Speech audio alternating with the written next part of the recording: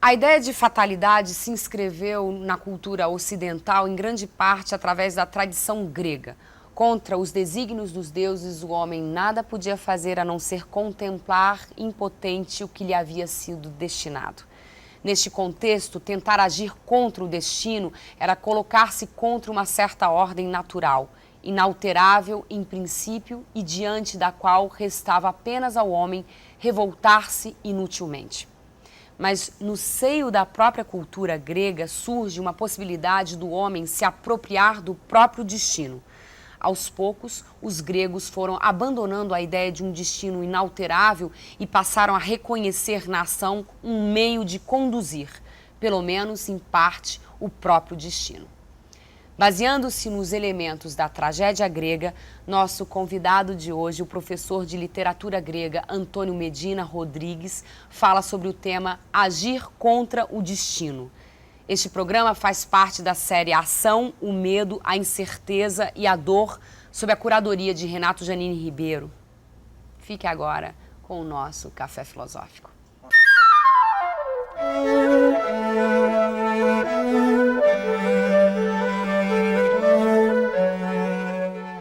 Vamos falar, começando da herança do pensamento grego, sobretudo na tragédia, que é um gênero literário máximo do século V a.C., é a obra teatral por excelência, o gênero de teatro mais prestigiado ao longo de toda a história do teatro, desde a antiguidade até hoje.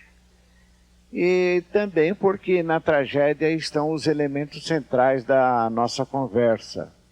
E como a tragédia é não apenas universal, tragédia de Sófocles, de Ésquilo, de Eurípides, como ela é não apenas universal, vale para todos os povos, como também por sua resistência ao tempo, parece que é eterna, nada melhor, então, do que estabelecer a análise de alguns parâmetros gregos da tragédia para ver em que sentido eles são atuais. A primeira coisa que assusta ou deixa perplexo alguém hoje é saber que o mundo tão culto, tão inteligente como foi o mundo grego da antiguidade, acreditasse em fatalidade. Aquilo que tem que ser, será. E de fato é assim. O exemplo mais clássico do mundo grego é o do jovem Aquiles, também chamado Aquileu, que foi o mais belo guerreiro e o mais forte dos que combateram em Troia. E todos os outros guerreiros e todos que não estavam na guerra sabiam que Aquiles teria de morrer bem jovem. Não sem antes ser o mais glorioso dos guerreiros pelas vitórias que ele teria combatendo os troianos. Mas todos sabiam que, por decisão dos deuses, ele teria que morrer jovem. E assim parece ter acontecido. De maneira que esta é a razão da fatalidade. O ser humano sabe que alguma coisa vai lhe acontecer porque ele foi a um oráculo e, consultando a pitonisa, ficou sabendo que os seus dias estão contados. Ou então, como no caso de Aquiles, era voz comum, que ele seria vítima antes de completar uma idade já madura. Disse minha mãe, Tétis, dos pés prateados, que um dual destino me leva até o termo da morte. Se eu aqui ficar a combater em torno da cidade de Troia, perece o meu regresso, mas terei um renome imorredouro. Porém, se eu regressar a casa para a amada terra pátria, perece o meu renome glorioso, mas terei uma vida longa, e o termo da morte não virá depressa ao meu encontro. O teatro trágico versa praticamente sobre essa relação matemática entre o império dos deuses e a mágoa humana de morrer cedo, ou de, não morrendo cedo, ser afetado negativamente de alguma forma, de modo a perder a liberdade, por exemplo, que era tão preciosa. Então, o que tem que ser, vai ser, os deuses determinam, é obrigatório que assim seja, é uma lei, então chama-se Ananke. Vamos escrever assim com nossos caracteres. E sempre essa mitologia veio coroada dessa vida de Nababo que os deuses levam no Olimpo com toda a felicidade e toda a eternidade diante de si, enquanto o pobre mortal, o ser humano que trabalha, que produz, esse tem que se submeter àqueles caprichos das divindades. Sempre houve uma revolta. Então, a categoria de Ananke não é absoluta, sempre existe alguma coisa contra ela. Agora, a outra categoria chama-se Tyche. A Tyche é justamente o acaso. É até o contrário da Ananke, porque a Ananke é uma lei, é uma ordem sabida de antemão que se deve realizar mais cedo ou mais tarde, ou que já se realiza e contra a qual ninguém pode ir. Tyche não. Tyche já é um poder da natureza que determina que nada seja como era. Nada é, tudo deixa de ser. Quer dizer, então, este objeto aqui, a cada segundo que eu falo, está se transformando. Alguém pode dizer, não, mas eu não vejo isso que o senhor tem à mão está se transformando. Mas há milhões de elétrons aqui que estão mudando. Isso aqui é uma dança contínua de elétrons e nada é exato. Do jeito que vocês entraram aqui, vocês não vão sair. A Tyche representa o princípio do acaso dentro desse conjunto universal de transformações do mundo. O mundo nunca é. Ele sempre está deixando de ser o que era. Mas a Tyche não é só a transformação. A Tyche é a surpresa. A Tyche é aquilo que acontece e não estava muito na nossa previsão. Para a Tyche não existe o igual. Então ela é sempre rebelde. Ela é sempre nova. E uma terceira categoria chama-se praxis, que dá na palavra prática. Também foi muito importante no mundo grego, ou seja, nós temos muita ideia de que os gregos pensavam. E os gregos pensaram. Quando era para pensar, eles pensavam. Por exemplo, eles pensaram o mundo da filosofia. Eles tiveram a sua arquitetura tão bonita, a sua arte, então, nesse sentido, eles pensavam. Mas quando não era para pensar, eles não pensavam que era contraproducente. Um grego não pensa toda hora como a gente está pensando, como Rodin fez aquela estátua, o pensador. Não, o grego era um homem prático. Ele era ágil, só pensava por prazer nos jogos do pensar. A matemática era um dos jogos do pensar, então eles gostavam de brincar com isso. Era uma diversão da inteligência. A inteligência trabalha na hora certa, porque quando se trata de agir inteligentemente, não se deve pensar. É o corpo que deve agir, é o corpo que já tem o pensamento. Quando nós vamos fazer Cooper ou vamos fazer ginástica, não adianta pensar que nós estamos agora fazendo este movimento, daqui a pouco vamos fazer este, daqui a pouco vamos pegar o automóvel. A gente enlouquece se estiver acompanhando com o pensamento todas as nossas ações. Então as ações, que costumeiramente são entendidas como movimentos exteriores do nosso corpo, elas são a alma do nosso pensamento. O nosso corpo a toda hora tem movimentos inteligentes que nem ele nos comunica, porque senão nós não vamos entender. Então, a praxis é o reinado da agilidade, é o reinado do gesto, é o reinado da simplicidade, quanto mais simples, melhor.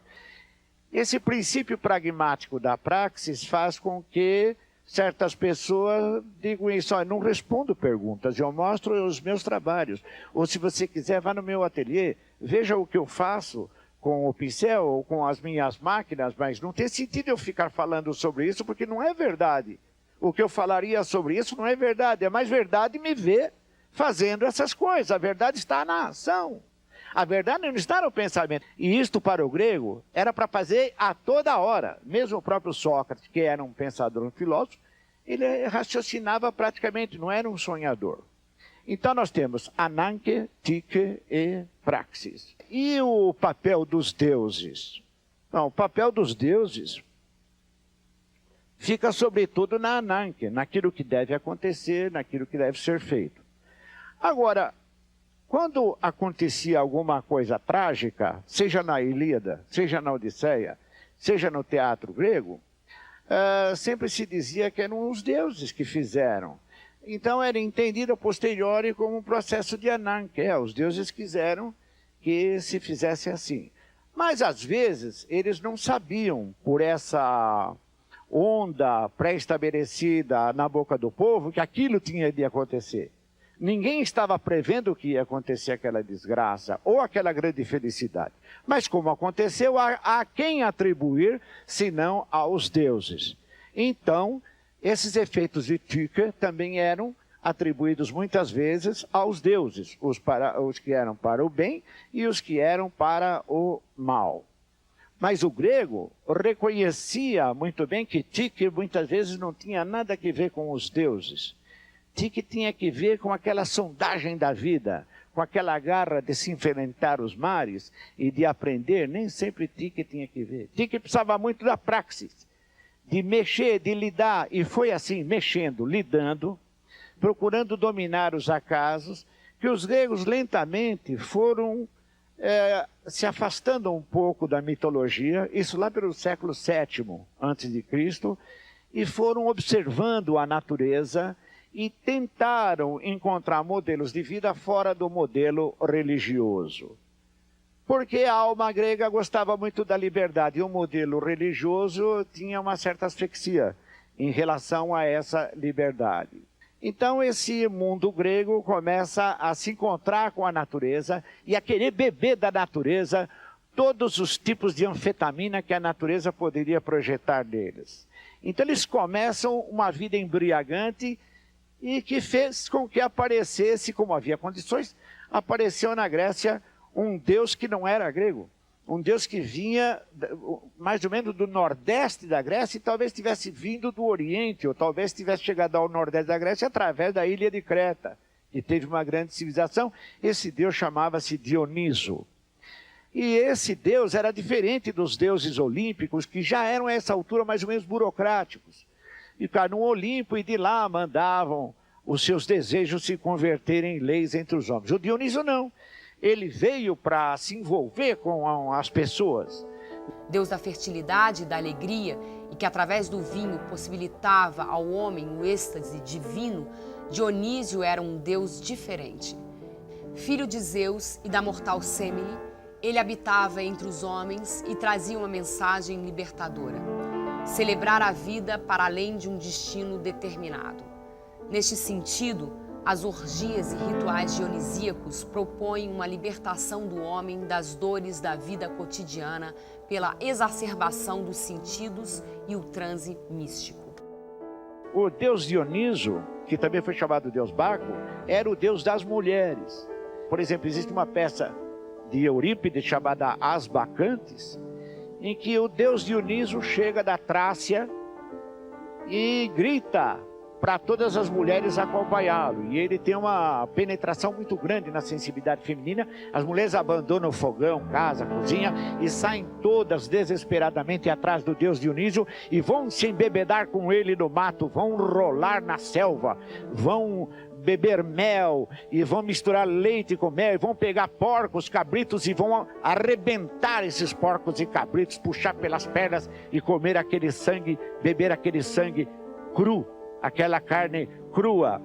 É doce para nós, nos altos montes, quando saímos da corrida báquica, ficar deitadas na relva abundante sob a pele de corça e capturar um bode para ser sacrificado e devorar a sua carne crua, extasiadas, enquanto corremos pelos montes da Frígia.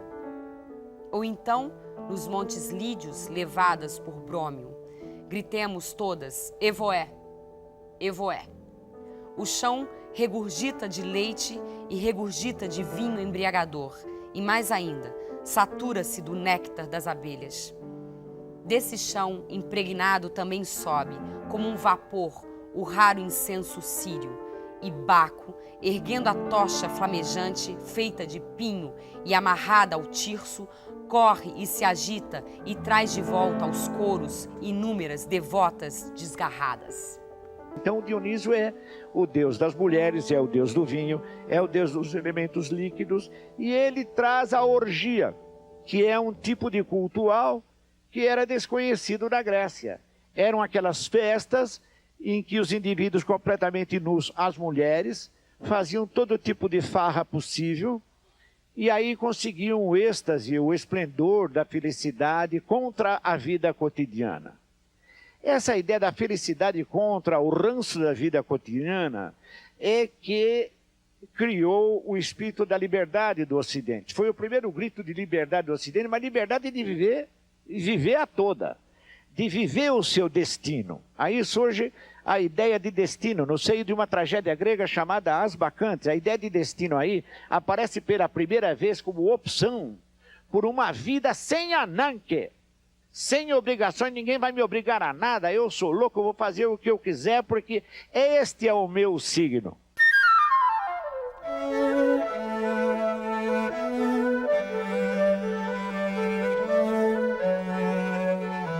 Na introdução do culto dionisíaco na Grécia, o homem grego abandona as preocupações sobre os desígnios divinos em nome de uma vida que se justifica pela busca do absoluto no presente. Neste novo modelo de vida, viver intensamente é mais importante que lamentar a própria sorte. No próximo bloco, o professor de literatura grega Antônio Medina Rodrigues continua falando sobre essa nova maneira de entender o destino e as suas consequências. Até já!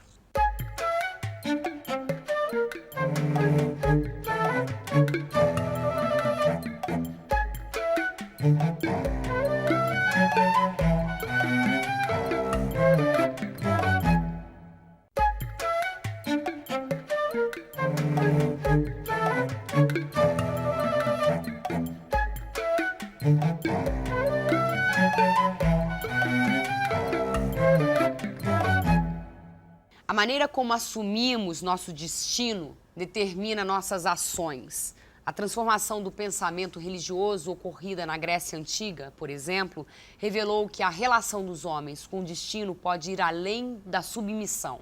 Assim, a interpretação que se dá ao destino pode ser mais importante que o próprio destino. Neste segundo bloco do Café Filosófico, o professor Antônio Medina Rodrigues fala sobre as maneiras de assumir o próprio destino e de como isso determina nossas ações.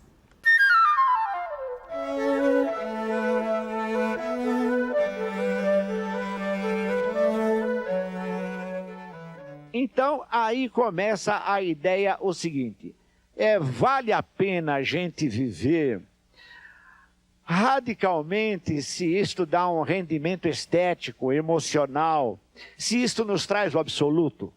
Eu me explico. Por exemplo, na arte do amor, há coisas muito elementares na vida que demonstram que certas pessoas preferem na vida um dia de amor com certo alguém e depois morrer. Eu não sei se elas são muito sinceras, mas enquanto elas querem, elas são. Depois que elas passam esse dia, pode ser que elas se arrependam ou qualquer coisa. Tem gente que acha que isso aí vale para o amor. Ou vale para ganhar uma medalha olímpica, depois que ganhou a medalha olímpica. Ou vale para ter o cargo de chefia, finalmente. Ou vale para ser o bombeiro máximo da corporação e depois morrer no incêndio. Mas a glória já foi conquistada. É a crença na glória de um dia ou de 10 dias e que vale a vida. E muita gente já morreu por causa disso e morreu certa de que estava morrendo certo. Mas nem todos são assim. Então, de qualquer forma, nós temos aí essa primeira ideia de futuro. Há gente que despreza o futuro desde que possa ter um momento de real glória no presente. Essa glória não precisa ser fama. Para alguns tem que ser fama. Precisa aparecer na televisão, no rádio. Mas há também, afinal, nem todos são assim. Há aquela ideia pequeno-burguesa de ter a vida como um certo conta-gotas, puxa vida, né? A gente tem que tomar cuidado, que ver, não tomar coisa gelada e tal, e tomar vacina e não sei o que lá. É para prosseguir a vida. Por quê? Porque acho que é para curtir. A vida deve prosseguir ao máximo. Essa é uma outra visão em relação ao futuro. Mas aí cumpre também aceitar isso autenticamente é para se viver ao máximo que se pode viver, 1 minuto a mais é sempre bom. Mas, então não viver lamentando o tempo que já passou ou o pouco tempo que vai demorar. Não é para se lamentar, é para se viver desta perspectiva. E depois não ficar com lamento. Por quê? Porque se houver lamento, toda a nossa vitória na vida, todos os nossos grandes momentos, serão mediocrizados por uma atitude nossa no final. Nós temos que ser valentes.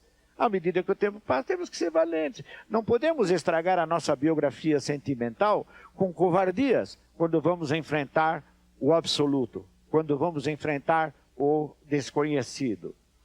Aí também existe agora a questão da ticker, do cara que tem medo de um acaso e, portanto, ele não pega avião, não sai de casa. Não, um acaso.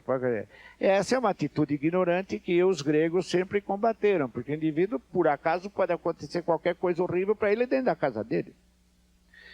Sobre a maior proteção, pode cair uma bomba atômica no lugar onde ele está. A praxis nos leva para uma questão, a praxis é o que se faz no mundo, é o que o nosso corpo faz. Aí nos leva para uma dupla questão, um pouco mais difícil e que a tragédia grega também explorou. E que é a questão do destino e caráter.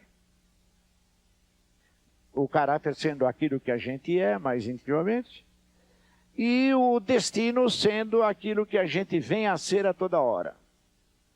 Então, o destino é o que a gente vem a ser. A toda hora eu venho a ser alguma coisa diferente do que eu era, eu estou em contínua transformação no mundo, e tudo está em contínua transformação no mundo, como dizia o Heráclito, e como já estava em alguns mitos antigos. Agora, nós temos uma coisa que é, e que não muda. Como querem os orientais, eles acreditam muito nessa ideia. Há uma coisa que é e que não muda. Mas o que é caráter? Se a gente perguntar para os psicólogos, cada um vai dar uma resposta diferente de acordo com a escola. Mas dá para dizer o que o caráter é para todos. O caráter é uma condição humana que consiste de uma estabilidade máxima de certos valores e de certas virtudes que não se aprende na escola, nem se aprendem com a família. Por isso já é caráter. Ninguém consegue analisar perfeitamente um caráter de alguém. Consegue conviver com alguém que tem um determinado caráter e prever mais ou menos o que esse alguém vai fazer amanhã. Não é assim? Vocês conhecem as pessoas pelos movimentos, pelas reações. Só não, fulano é precipitado sempre. Eu sei que ele é precipitado, então já vou esperar qualquer problema. É assim que se raciocina. A gente não pode analisar o caráter do outro, não por ato moral. Pode, se fosse por ato moral poderia, mas é porque a gente nunca vai saber de maneira exata. A gente só sabe indiretamente pela prática, pela convivência com a pessoa. Então a gente tem ideia do caráter por aí. Fulano, por exemplo, que é sempre honesto. Fulano, por exemplo, que é sempre desconfiado. Isso é do caráter. Fulano, por exemplo, que é sempre esforçado, trabalha até no domingo, isso é coisa do caráter. A gente pode dizer que o caráter tem uma condição mais ou menos permanente e é instintivo. Ele é instintivo. O cara não pensa para ter caráter. Se ele vai pensar para ter caráter, ele está mentindo. Ele está construindo uma personagem que ele não é. O caráter tem que estar na pele, tem que estar na respiração da pessoa. Por isso não dá para a gente fazer uma análise de caráter. Dá para a gente mais ou menos conhecer os produtos do caráter de uma pessoa e como é que ela vai reagir. Como é então que a gente fica sabendo do caráter de uma pessoa? Eu falei, pela prática. Só pela prática, só convivendo com a pessoa, indo ao cinema com ela, jogando futebol com ela. Mas aí, pela prática da pessoa, então é o destino. Então é o destino. Ô Medina, você está dizendo que como é que se conhece o caráter? Só tem um jeito, é observar o comportamento da pessoa. Comportamento é a movimentação da pessoa no tempo. São as coisas que ela faz. E essa manobra do seu espaço e do seu tempo já é destino. Já é destino. Daí o paradoxo. O que é o caráter? O caráter é aquilo que a gente só fica sabendo o que é observando o destino. Observando o que a pessoa faz, o que a pessoa fez, as vitórias que teve, as derrotas que teve. Certo? E o que é o destino? O destino é um conjunto de ações que demonstram um denominador comum que a gente pode chamar de caráter. Deu para entender, não? Se vê o cara hoje fazendo uma coisa, outro cara fazendo, outro dia ele está fazendo outra coisa, ele está fazendo, outra hora ele está fazendo uma coisa completamente diferente, mas todas as vezes que ele esteve fazendo alguma coisa, ele se revoltou contra uma injustiça. Então, essa é a marca do caráter dele, porque em tudo que ele fez, tem aquele selo da revolta contra a injustiça. Então você precisa ler a atividade do indivíduo, o destino dele, para ter uma ideia do caráter. E quando você quer ter uma ideia do caráter, você tem que voltar à ideia do destino. Quer dizer que esses elementos aqui são complementares. Correto ou não? Dizem alguns estudiosos que o caráter é orientado pela moral. Então o caráter é orientado pela moral. E o destino é orientado pela religião.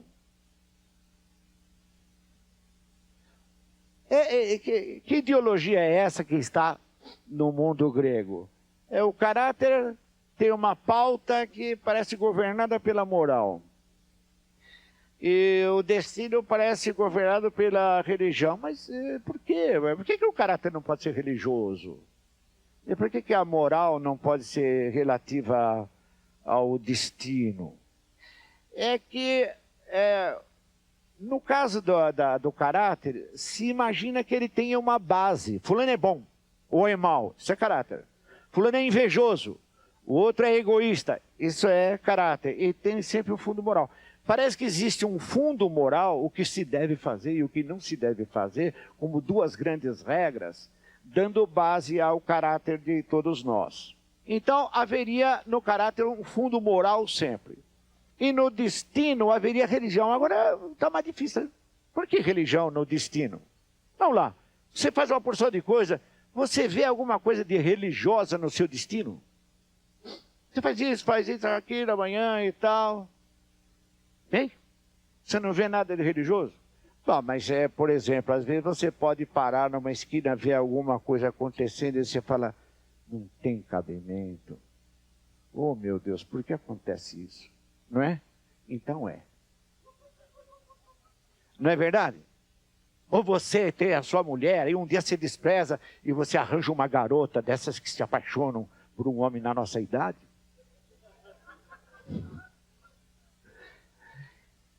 Não é?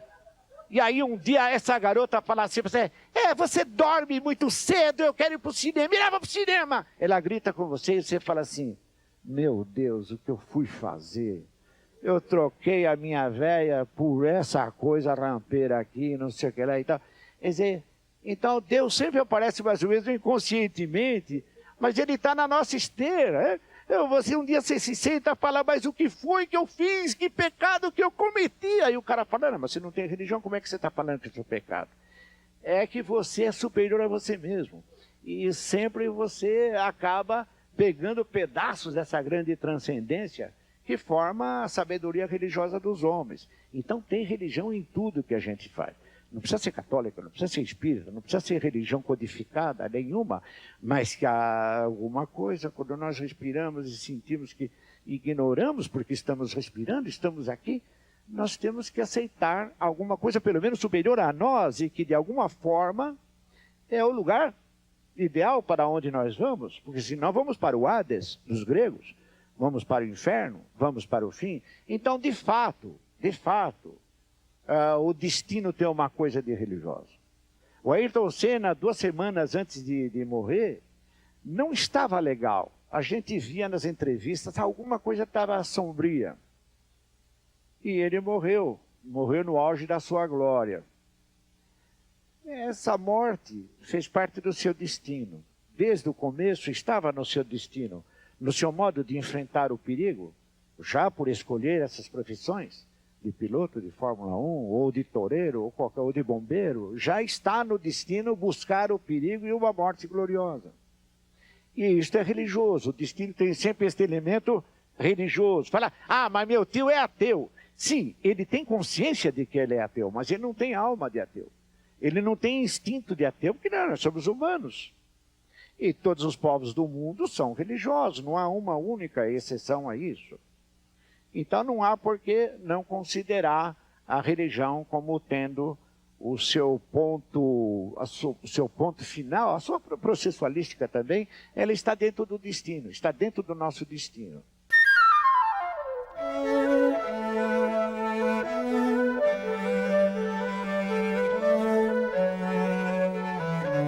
No próximo bloco, o professor de literatura grega Antônio Medina Rodrigues responde às perguntas da plateia do Café Filosófico. O tema do programa de hoje é agir contra o destino. Já, já.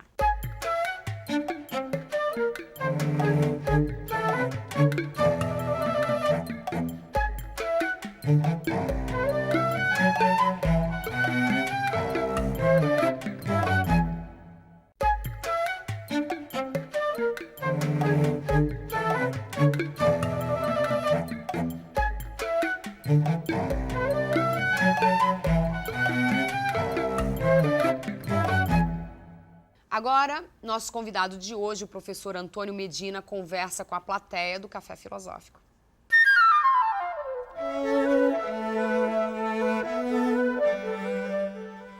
Gostaria que o senhor tivesse condição de poder relacionar um pouco com a questão da híbris, que eu acho oportuna.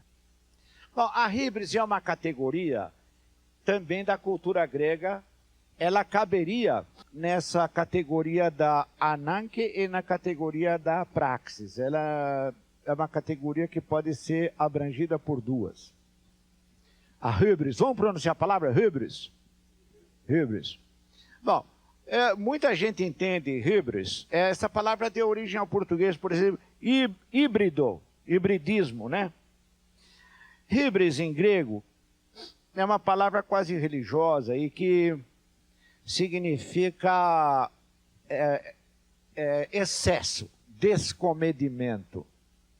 Ele é uma palavra que surgiu e se desenvolveu numa época em que o grego já estava racionalizando bastante a sua vida e em que ele já queria encontrar categorias mais refinadas do que a simples crença na existência dos deuses. Deuses como Zeus, como Atena, como Ceres. O grego ainda acreditava em toda essa tradição folclórica, mas ele queria aparatos religiosos, conceptuais, mais refinados, mais delicados e mais abstratos. Então a categoria da híbris foi super importante, porque é uma categoria reguladora. As categorias religiosas, em geral, são punitivas, são proibitivas. E a híbris não. A híbris é reguladora. De certa maneira, ela tem alguma relação também com as crenças orientais do tipo kármica, do tipo karma, mas é diferente. A híbris é o excesso, é a desmesura.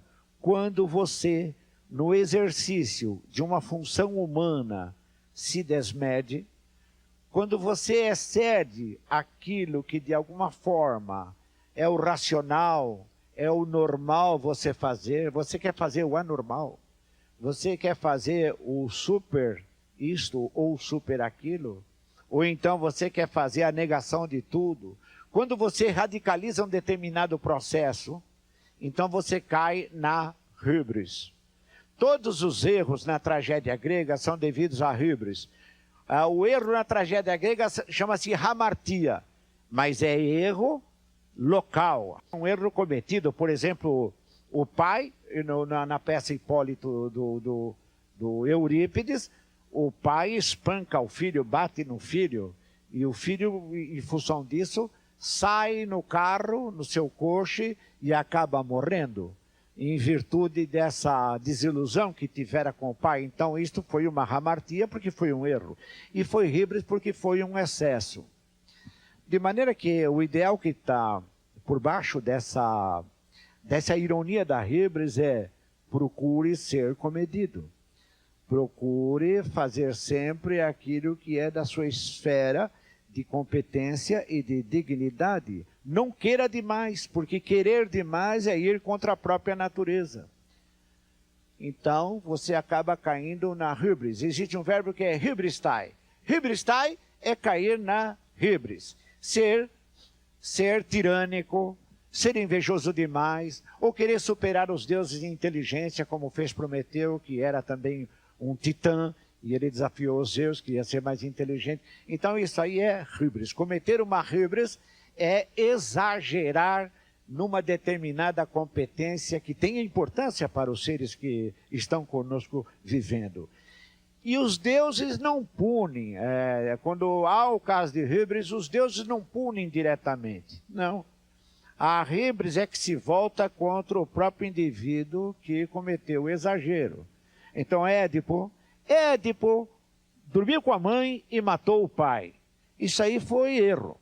Eu não devia de ter feito isso. Isso aí foi erro, isso aí é hamartia. Hamartia. Não é hubris.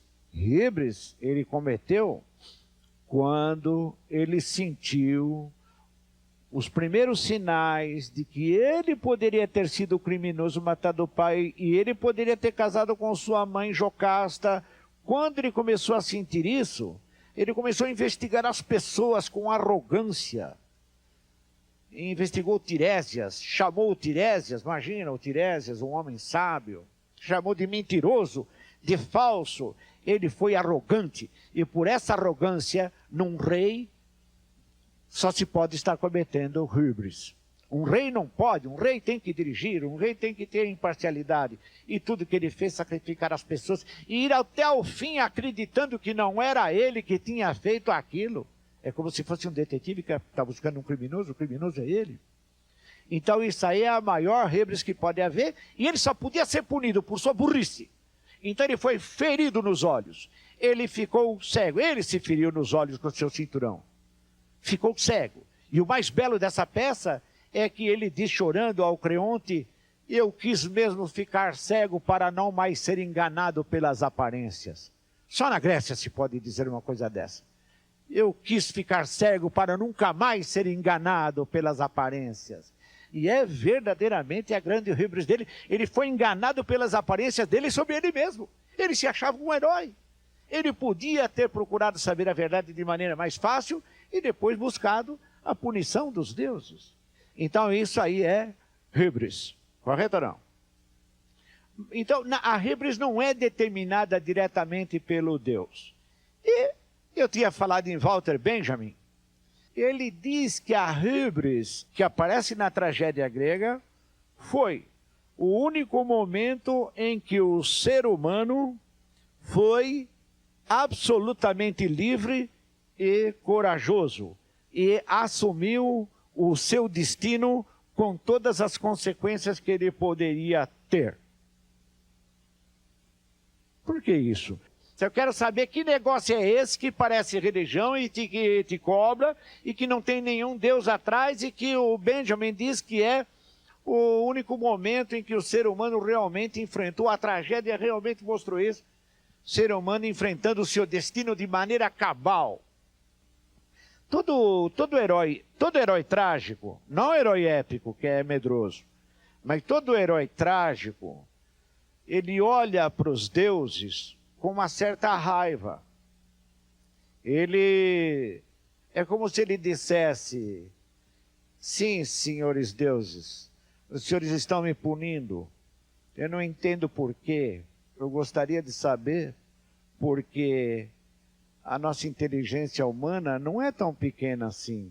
Nós poderíamos entender porque se comete injustiça contra mim, porque se faz isso contra mim. Esse tipo de discurso está dizendo que os deuses estão errados. Está dizendo para os deuses que os deuses estão completamente errados. Estão, de certa forma, se arrogando a ser mais do que os deuses. Os heróis trágicos, Agamemnon, Édipo, Ifigênia, são heróis que, mesmo sendo devorados pela dor e pela punição dos deuses, não se entregam plenamente aos deuses, não se arrependem do que fizeram e encaram a divindade. Então, é o que o Nietzsche falava do humano profundamente humano. É o homem assumindo, sem nenhuma tutela divina, sem nenhuma tutela religiosa, assumindo a natureza da sua vida, com a híbris pertencendo a essa natureza. A híbris pertenceria a uma certa natureza, encarando, sangrando, encarando e dando pontapé e xingando e não se assimilando, não se deixando assimilar pela potência religiosa, pela potência jurídica. Então, nesse sentido, que o Benjamin diz que o destino só se mostrou legitimamente humano na tragédia grega. Porque até para nós o destino é religioso, como eu tinha mostrado para você. O destino nosso é sempre tutelado pelos deuses, pelos nossos patrões, pelos nossos políticos. Eles é que controlam o que vai ser a parte mais ampla do nosso destino. De acordo com o que eles quiserem, nós vamos ser despejados da nossa casa, não vamos ter dinheiro para pagar aluguel. Por exemplo, são os grandes deuses metropolitanos. Bom, sejam esses ou sejam os deuses maiores, que são os deuses codificados no transcendental, da Bíblia ou não da Bíblia, eles, de certa maneira, estão envolvendo o nosso destino, e o nosso destino procura, que é o conjunto das nossas ações, está de acordo em harmonia com esses dias. Até o bandido na cadeia ele põe a cruz, ele tem o crucifixo. Então todo mundo quer ir por esse campo. Na tragédia, e num filósofo alemão chamado Nietzsche, é que houve essa tentativa de agarrar o destino com as duas mãos e falar, bom, a gente vai azarado, mas vai quebrado, mas vai. Pelo menos a gente vai com a cabeça da gente, vai com o jeito da gente. Então é essa a ideia. Então não há mais regra. Não há mais regra, e o Walter Benjamin diz o seguinte, a tragédia grega recupera, como uma espécie de nostalgia, um tempo pré-divino. Olha só que coisa, é um tempo antes dos deuses, onde os homens eram demônios. Então, quer dizer, a ideia é que a gente só vai dominar o destino a nosso favor, nós só vamos empatar com o destino e com o caráter, quando nós voltarmos a esse caráter demoníaco. Não o que a igreja fala. A igreja fala que demoníaco é o Satanás.